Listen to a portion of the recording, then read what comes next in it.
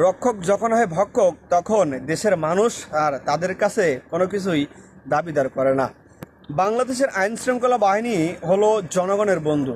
সেখানে অমানবিকভাবে বর্তমান প্রেক্ষাপটে বাংলাদেশের আইন শৃঙ্খলা বাহিনী জনগণের উপর যে পরিমাণ অমানসিক নির্যাতন, যে পরিমাণ অমানবিক কর্মকাণ্ড করছে, তা বাংলার জাতি আমরা কখনো আশা করিনি। ভাই, বাংলাদেশে ছাত্র আন্দোলনের প্রেক্ষাপটে যেগুলো হয়েছে, এটার শুরু থেকে শেষ সমাধানটা ছিল শত শত আন্দোলনকারী ছাত্রকে, সিনিয়র জুনিয়র কিংবা 8, 10, 15 বছরের বাচ্চাকে যে ফায়ার করেছেন, এটা কখনো আমরা আশা করি নাই আইন শৃঙ্খলা বাহিনীর কাছ থেকে, কখনো আশা করি নাই বাংলাদেশের বড় বড় রাজনীতিবিদদের কাছ থেকে। বাংলাদেশের যে পরিমাণ ক্ষয়ক্ষতি হয়েছে, এই প্রেক্ষাপটে সব কিছুই কিন্তু পুনর্নির্মাণ করতে পারবেন, সেই টাকাটাও কিন্তু দেবে জনগণ, সে টাকাটা দিবে প্রবাসীরা। কিন্তু যে প্রাণগুলো ঝরে